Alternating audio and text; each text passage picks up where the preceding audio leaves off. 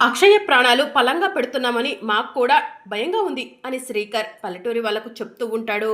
పాప ప్రాణాలను అడ్డు పెట్టుకొని మేమేదో బాగుపడదామని అనుకోవట్లేదు శ్రీకర్ బాబు అని పల్లెటూరి వాళ్ళు చెప్తూ ఉంటారు. మా పైన మీకు నమ్మకం ఉంది కదా, మేము మాట ఇచ్చామంటే ఖచ్చితంగా ఆ మాట మీద నిలబడతాము. సమస్య మీది కాదు, మనది. మనమంతా కలిసి సమస్యకు పరిష్కారం చూద్దాము అని చెప్పి అర్చన పల్లెటూరి వాళ్ళకు చెప్తూ ఉంటుంది. నేను అక్షయ్ను తీసుకెళ్లి అమ్మవారికి దండం పెట్టించుకొని తీసుకొస్తాను. మీరు ఈలోగా ప్రసాదం తయారు చేయడానికి అన్ని ఏర్పాట్లు చేయండి అని చెప్పి అవని పల్లెటూరి వాళ్ళకు చెప్తుంది. అర్చనను తీసుకొని అమ్మవారి విగ్రహం దగ్గరకు వెళ్తుంది. అమ్మ అన్నపూర్ణాదేవి, ఈ ఊరికి అభయం నువ్వు.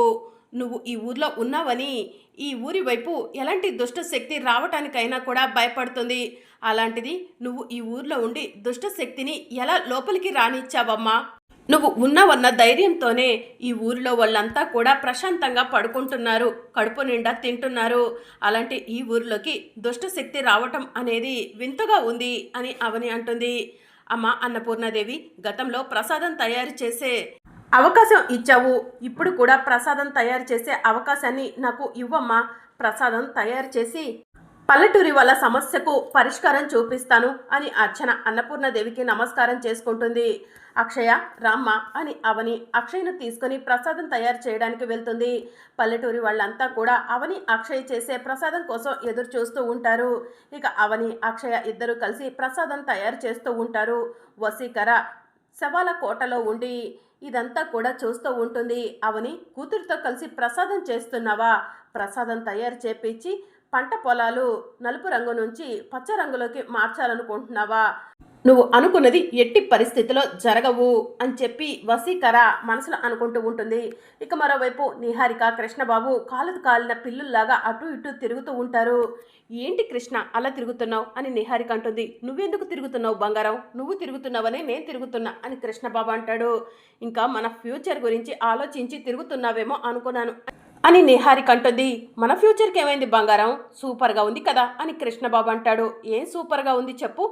అత్తయ్య తరువాత మనం అత్తయ్య స్థానాన్ని దక్కించుకోవాలనుకున్నాము.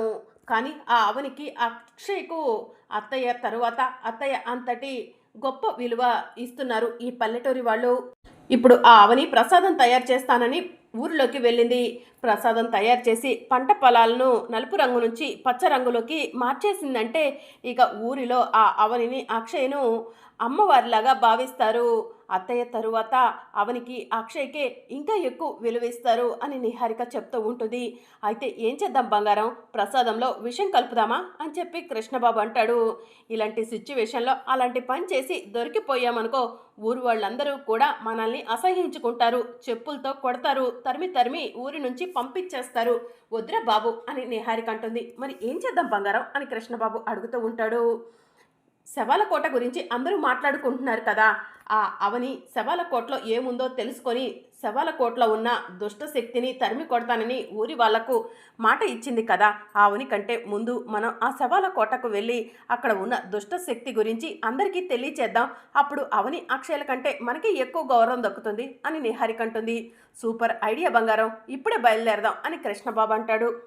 ఇక మరోవైపు అవని అక్షయ ఇద్దరు కలిసి అమ్మవారికి ప్రసాదం తయారు చేస్తారు. ప్రసాదం తీసుకొని అమ్మవారి విగ్రహం దగ్గరకు వెళ్తారు. అమ్మవారికి ప్రసాదాన్ని నైవేద్యంగా పెట్టి ఆ తరువాత అమ్మవారికి హారతి ఇస్తారు. అమ్మ అన్నపూర్ణాదేవి, ఈ ఊరి సమస్యకు నువ్వే పరిష్కారం చూపించాలి అని అవని అన్నపూర్ణదేవికి నమస్కారం చేసుకుంటుంది. ఇక ప్రసాదం తీసుకొచ్చి పల్లెటూరి వాళ్ళకు ఇస్తూ, ఇదిగోండి ప్రసాదం, దీన్ని తీసుకెళ్ళి మీ పంట పొలాల్లో చల్లుకోండి. పంట పొలాలు నలుపు రంగు నుంచి పచ్చ రంగులోకి మారిపోతాయి, తీసుకోండి అని ప్రసాదం అవని పల్లెటూరి వాళ్ళకు ఇస్తూ ఉంటే, అవనమ్మ మాదొక చిన్న విన్నపము.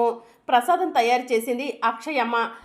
అదే అక్షయమ్మ చేత్తో పంట పొలాల్లో ప్రసాదాన్ని చల్లితే పంట పొలాలు మామూలు రంగులోకి వస్తాయని మేమంతా నమ్ముతున్నామమ్మా. ప్లీజ్ అమ్మ కాదనకండి.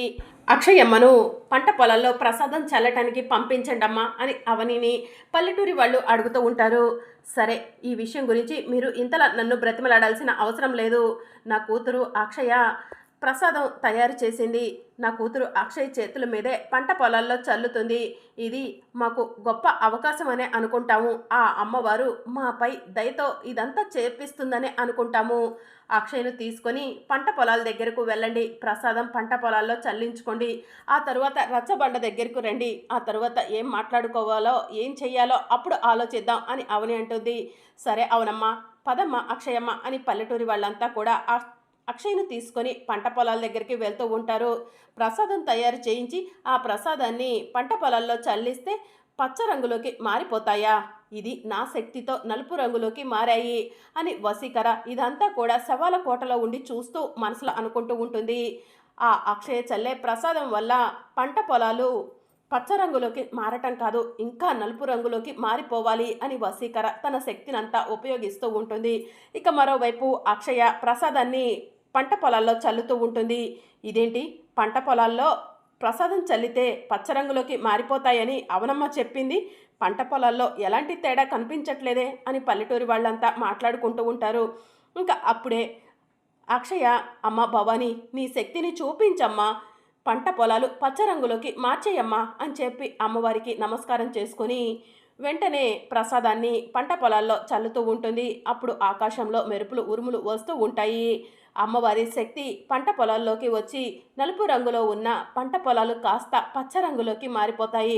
దాంతో పల్లెటూరి వాళ్ళంతా కూడా అక్షయమ్మ నువ్వు నిజంగా కారణ జన్మురాలు అమ్మ, అమ్మవారి హంస, అందుకే నువ్వు ప్రసాదం తయారు చేసి పంట పొలాల్లో చల్లగానే పంట పొలాలన్నీ పచ్చ రంగులోకి మారిపోయాయమ్మా అని చెప్పి అక్షయను పొగుడుతూ ఉంటారు. మీ నానమ్మ తరువాత నువ్వేనమ్మా గొప్ప జాతకస్తురాలివి, మీ నానమ్మ లాంటి జాతకం కలిగిన నువ్వు మళ్ళీ మా ఊరు రావటం మా అందరి అదృష్టం అమ్మా అని పల్లెటూరి వాళ్ళు అక్షయ్ను పొగుడుతూ ఉంటారు.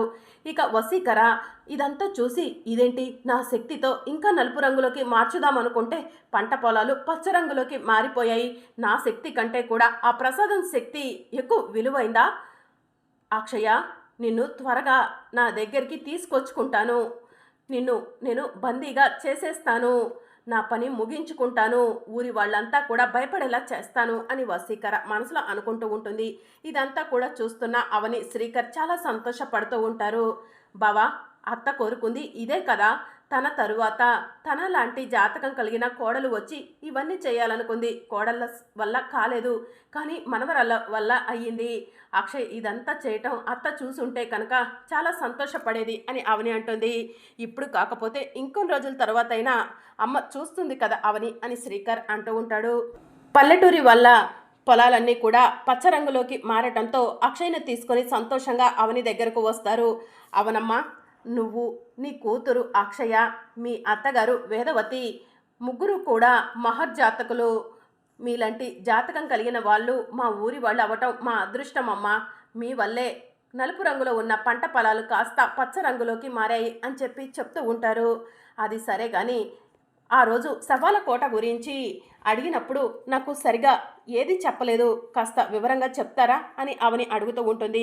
ఆ శవాల కోట గురించి ఎవరికి ఏమీ తెలియదమ్మా, ఆ శవాల కోట వీరభద్రం గారిది, ఆయన విదేశాల్లో సెటిల్ అయిపోయాడు, ఊరి సమస్య గురించి ఆయనకు చెప్పాము, ఆయన కూడా ఇక్కడికి రావడానికి బయలుదేరారు, ఆయన వస్తే ఆ శవాల కోట గురించి ఏదో ఒకటి తెలుస్తుంది అని చెప్పి పల్లెటూరి వాళ్ళు చెప్తూ ఉంటారు. ఇక అప్పుడే వీరభద్రం కారులో నుంచి ఒక రాజులాగా దిగుతూ ఉంటాడు. వీరభద్రాన్ని చూడగానే అదిగో వీరభద్రం గారు వచ్చారు అని పల్లెటూరి వాళ్ళంతా కూడా వీరభద్రం దగ్గరకు వెళ్ళి దండాలయ్యా అని చెప్పి చెప్తూ ఉంటారు. దండాలు, అందరూ బాగున్నారా అని వీరభద్రం అడుగుతూ ఉంటాడు. బాగున్నామయ్యా అని పల్లెటూరి వాళ్ళు చెప్తూ ఉంటారు. అవును, మీరేమో పంట పొలాలన్నీ నలుపు రంగులోకి మారాయన్నారు, నేను వచ్చేటప్పుడు చూస్తుంటే పచ్చగా కనిపించాయి పంట పొలాలు అని వీరభద్రం అడుగుతూ ఉంటాడు. అదంతా కూడా వీళ్ళ మహిమేనయ్యా, ఈ అమ్మాయి వేదవతి గారి చిన్న కోడలు, ఈ చిన్నమ్మాయి అక్షయ వేదవతి గారి మనవరాలు, వేదవతి గారి జాతకము కారణ జన్మరాలు అమ్మవారి హంస, ఈ పాప చేత ప్రసాదాన్ని తయారు చేపించి ప్రసాదాన్ని పంట పొలాల్లో చల్లగానే పచ్చరంగులోకి మారిపోయాయ్యా అని పల్లెటూరి వాళ్ళు అక్షయ్ గురించి వీరభద్రానికి చెప్తూ ఉంటారు.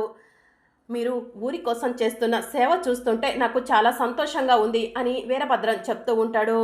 నమస్కారం వీరభద్రం గారు, ఆ శవాల కోట మీదని విన్నాను, దాని గురించి కాస్త వివరంగా చెప్తారా అని అవని అడుగుతూ ఉంటుంది.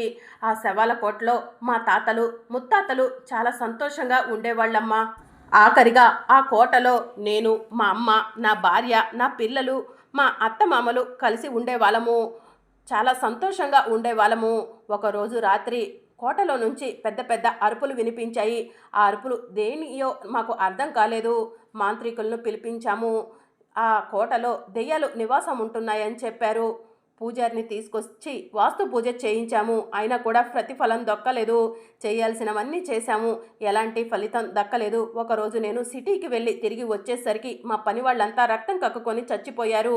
మా వాళ్ళ ఒంటి మీద ఆ దుష్ట శక్తి ఏదో గాయాలు చేశాయని చెప్పి వాళ్ళు భయపడిపోయారు. దాంతో ఏం చేయాలో అర్థం కాక సిటీకి వెళ్ళిపోయాను. ఇక బిజినెస్లు చేసుకుంటూ విదేశాల్లో సెటిల్ అయిపోయామమ్మా. ఆ కోటలోకి వెళ్ళటం ప్రమాదం. ఆ కోటలోకి వెళ్ళి ప్రమాదాన్ని కొని తెచ్చుకోవద్దమ్మా అని చెప్పి వీరభద్రం అవనికి చెప్తూ ఉంటాడు. ఊరికి ఏదో దుష్టశక్తి వచ్చిందని, ఆ దుష్టశక్తి ఆ కోటలో ఉందని పల్లెటూరి వాళ్ళు చెప్తున్నారు. ఆ దుష్టశక్తి పల్లెటూరి నుంచి వెళ్ళిపోవాలన్నా మనం చేయాల్సిన పనులు మనం చేయాలండి అని అవని అంటుంది. ఊరి సమస్య పోయే వరకు నేను కూడా ఇక్కడే ఉంటానమ్మా, మీకు కావలసిన సహాయం చేస్తాను, సలహాలు ఇస్తాను అని వీరభద్రం చెప్తూ ఉంటాడు. సరే అండి అని చెప్పి అవని అంటుంది. ఇక మరోవైపు అక్షయ్ ఒంటరిగా కూర్చొని ఉంటుంది. నాగమ్మ చిలకమ్మ ఇద్దరు కూడా పల్లెటూరుకు అక్షయ్ దగ్గరకు వస్తారు. నాగమ్మ, చిలకమ్మ, ఎండను పడి ఇంత దూరం మేము ఇక్కడ ఉన్నామని తెలుసుకొని వచ్చారా? ఒక్క నిమిషం ఆగండి, మీకు తాగటానికి నీళ్లు తీసుకొస్తాను అని అక్షయ లోపలికి వెళ్తుంది. అవని అక్షయ ఇద్దరు కలిసి పాలు తీసుకొచ్చి నాగమ్మ చిలకమ్మలకు ఇస్తారు. నాగమ్మ చిలకమ్మ తాగటం పూర్తయిన తర్వాత ఏంటి ఇంకా సంగతులు నాగమ్మ చిలకమ్మ అని అక్షయ అడుగుతూ ఉంటుంది. నాగమ్మ చిలకమ్మలకు మనం క్షమాపణ చెప్పాలమ్మా అని చెప్పి అవని అంటుంది. ఎందుకమ్మా, మనం అంత పెద్ద తప్పేం చేశాము అని అక్షయ్ అంటుంది. సుదర్శన యాగం జరిగేటప్పుడు ఆ వశీకర గురించి నాగమ్మ చిలకమ్మ మనకు ఏదో ఒక ఇన్ఫర్మేషన్ ఇవ్వటానికి వస్తే మనం వాళ్ళను అవమానించామమ్మా అని చెప్పి అవని అంటుంది. అవునమ్మా, నువ్వు చెప్పింది కరెక్టే అని చెప్పి అక్షయ్ అంటుంది. రేపు రాబోయే అప్కమింగ్ ఎపిసోడ్లో రౌడీలు వేదవతిని బంధించి ఉంచితే వేదవతి దాహం దాహం అని అంటూ ఉంటుంది. అప్పుడు రౌడీలు వేదవతి దగ్గరకు వచ్చి ఇదిగో బిర్యానీ తిను అని చెప్పి అంటూ ఉంటారు. కట్లు ఊడదీయండి అని వేదవతి అంటుంది. ఇక రౌడీలు కట్లు ఊడదీసి వేదవతి చేతికి ప్లేట్ ఇవ్వగానే వేదవతి బిర్యానీ తిన్నట్టు యాక్టింగ్ చేస్తూ కాసేపటికి బిర్యానీని రౌడీల మొహం మీద విసిరి కొట్టి దెయ్యాల కోటలో నుంచి పరిగెత్తుకుంటూ బయటికి వస్తూ ఉంటుంది. ఇక వేదవతికి ఎదురుగా వశీకర వచ్చి నుంచుంటుంది. వశీకరను చూసి వేదవతి షాక్ అవుతుంది. నువ్వు ఎక్కడ ఉన్నావో నీకు తెలియట్లేదు కదా, నువ్వు ఉంది నీ పల్లెటూరిలోనే అని చెప్పి వశీకర చెప్తూ ఉంటుంది. నేను కోరుకున్న విధంగానే నీ చిన్న కొడలు తన కూతురు అక్షయ్ను తీసుకొని పల్లెటూరికి వచ్చింది. దుష్టశక్తిని తరుము కొడతా అంటుంది. ఊరిలో వెంటాడుతున్న సమస్యను నేనే. ఈ ఊరిలో పంట పొలాలు నలుపు రంగులోకి మారటానికి, ఒక్కొక్కరు శవం అవ్వటానికి అన్నిటికీ కారణం నేనే అని చెప్పి వశీకర వేదవతితో చెప్తూ ఉంటుంది. నీ మనవరాలు అక్షయను నా అమ్మవారికి బలిచ్చి ముక్కు పుడకను నేను సొంతం చేసుకుంటాను అని వశీకర వేదవతితో చెప్తూ ఉంటుంది. ఇక మరోవైపు అవని శ్రీకర్ ఇద్దరు కూడా వేదవతిని వెతుక్కుంటూ దెయ్యాల కోట వైపు వస్తూ ఉంటారు. మరి అప్కమింగ్ ఎపిసోడ్లో ఏం జరగనుందో తెలుసుకోవాలనుకుంటున్నారా? అయితే ఛానల్ను సబ్స్క్రైబ్ చేసుకొని సపోర్ట్ చేయడం మర్చిపోకండి. Thank you for watching.